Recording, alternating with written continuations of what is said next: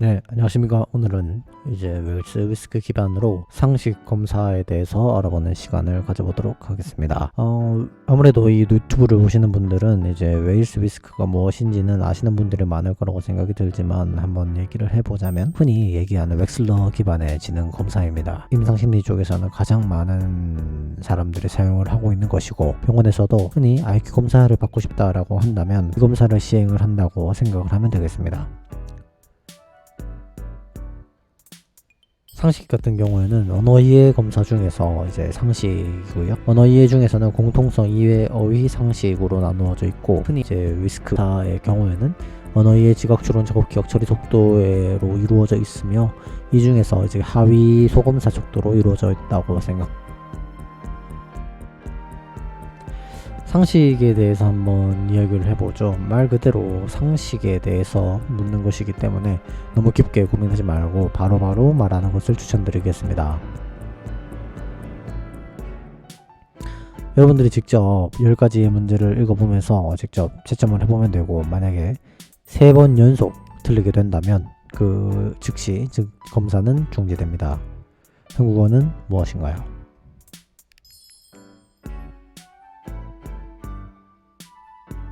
좋습니다. 일시정지를 하고 생각을 해보셔도 되고 아니면은 생각을 짧게 해주셔도 되겠습니다. 각자 다 이야기 해보셨을까요? 네, 간단하지만 답은 이겁니다. 한국 사람들이 사용하는 언어. 그런데 이거 쉽지 않죠? 맨 처음에 한국어는 무엇인가요? 라는 말을 듣고 설명을 하라고 했을 때 많은 사람들이 그냥 뭐 한국인 언어 뭐 이렇게 얘기를 합니다. 그렇기 때문에 전체적인 어휘력이나 이해력, 이 통합적인 능력을 본다고 생각하면 되겠습니다. 국무총리는 무엇인가요?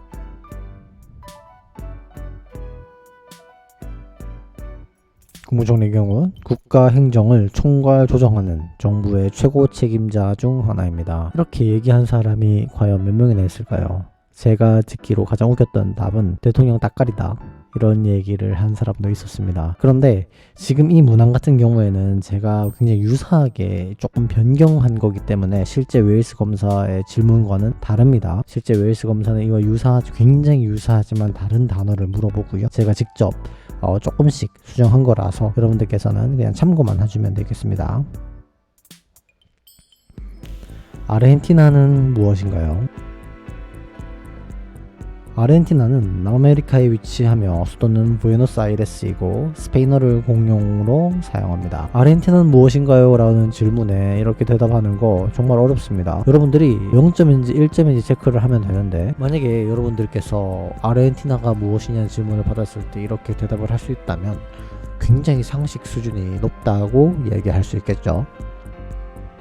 네 번째입니다. 현충일은 무엇인가요?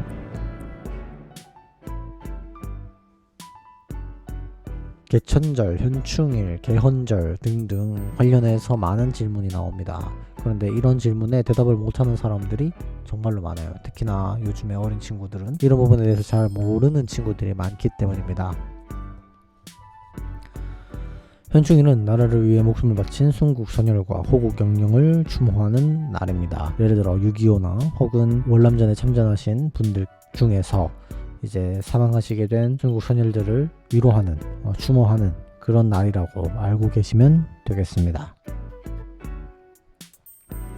면은 무엇인가요? 먹는 면 아니고요. 점, 선, 면 이루어져 있을 때 그 면은 무엇인지 생각해 보시면 되겠습니다.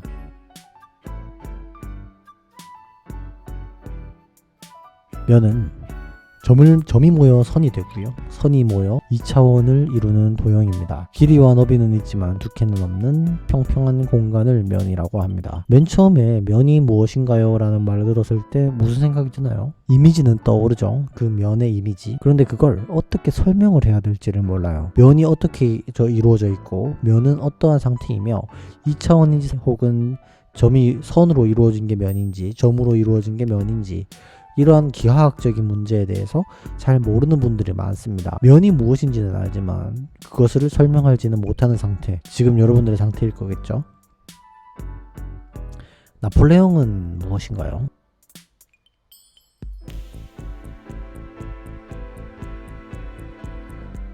프랑스의 황제이자 지도자였으며 이제 프랑스 대혁명 이후 집권하면서 이제 법정을 제정하고 나폴레옹 법전을 제정하는 등 여러 가지 활약을 했던 인물입니다. 나폴레옹이 누군지는 다 알죠. 나폴레옹이 누군지 모르는 사람은 없을 거예요. 그런데 그걸 누구냐고 나한테 설명해보라고 얘기를 하면 대다수의 사람들이 말문이 탁 막혀요. 그 말이 안 나오는 겁니다. 알고 있지만 오늘 여러분들의 상식 수준을 체크하게 되는 굉장히 유의미한 결과라고 알 수 있겠죠. 직지심체요절은 무엇입니까?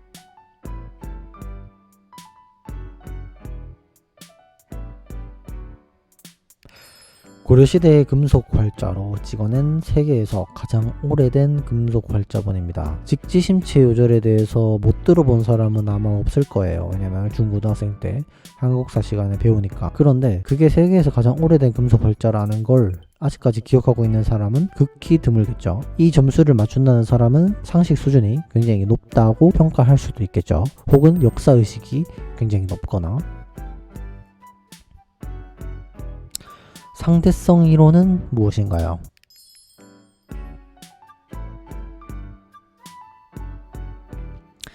여러분들 이게 과학 시간이 아니기 때문에 뭔가 상대성 이론에 대해서 자세하게 설명을 할 필요는 없습니다. 아인슈타인이 발표한 물리학 이론이고요. 시간과 공간이 상대적이라는 내용을 담은 이론입니다. 깊게 들어가게 된다면 중력부터 해서 시간과 공간의 일그러짐 이런 걸 설명을 해야 되는데 그런 건 맞지 않고 그냥 아인슈타인이 발표한 물리학 이론입니다 라고 얘기해도 1점을 주는 편입니다. 여러분들께서 너무 깊게 생각하실 필요는 없어요. 제가 시작할 때 말씀드렸죠. 깊게 생각하지 말고 생각나는 대로 얘기하라고.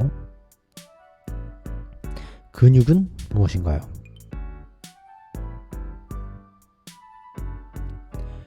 몸을 움직이게 하거나 자세를 유지하게 하는 조직입니다. 근육이 무엇이냐라고 얘기를 했을 때 저는 아직까지 대답을 한 사람을 못 봤습니다. 이걸 설명하는 게 생각보다 어려워요. 근육이 뭔가요? 물어보면 우리 몸에 있는 거요. 지금 팔에 있는 거요. 다리에 있는 거요. 이렇게 얘기하는 분들이 많습니다. 근데 그걸 물어보는 게 아니기 때문에 몸을 움직이게 하는 조직이요. 뭔가 자세를 유지하게 하는 조직이요. 이렇게 얘기하는 분들은 아직까지 솔직히 저는 못 봤어요. 왜냐면 이게 생각보다 어렵습니다.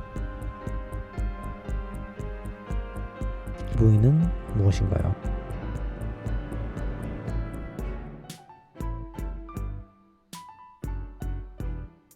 부위는 여성 최초의 노벨상 수상자이고요. 물리학과 화학상을 동시에 받은 세계 유일의 인물입니다. 사실 이렇게 얘기하면 좀 어렵긴 하지만 퀴리 부인이 굉장히 많은 업적을 이뤄냈습니다. 방사능 관련해서도 공부를 많이 했고 또 여성 최초의 노벨상 수상자이자 동시에 물리학과 화학상을 동시에 받은 유일한 인물이기 때문에 대체적으로 많은 분들은 퀴리 부인이 누구냐라고 얘기하면 국가에 공헌하신 분, 굉장히 유명하신 분 이렇게 대답을 하지만 여성 최초의 노벨상 수상자라는 점을 이야기하는 게 중요하겠죠. 상식을 보는 거니까. 마지막입니다. 삼국사기는 무엇인가요?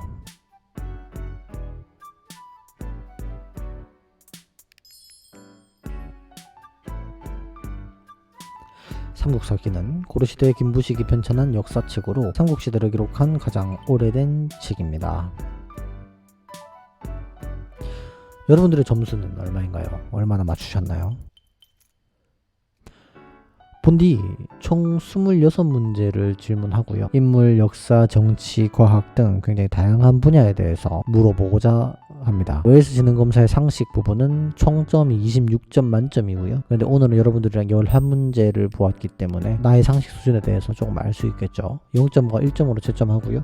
여러분들이 11점 만점인지 5점인지 6점인지 한번 확인해 보면서 나의 상식 수준은 어느 정도이다 라는 걸 알 수 있는 계기가 되었으면 좋겠습니다. 오늘 10분 동안 간단하게 상식에 대해서 알아봤고요. 다음 시간에는 이해, 어휘에 대해서도 한번 알아보는 시간 가져보도록 하겠습니다. 감사합니다.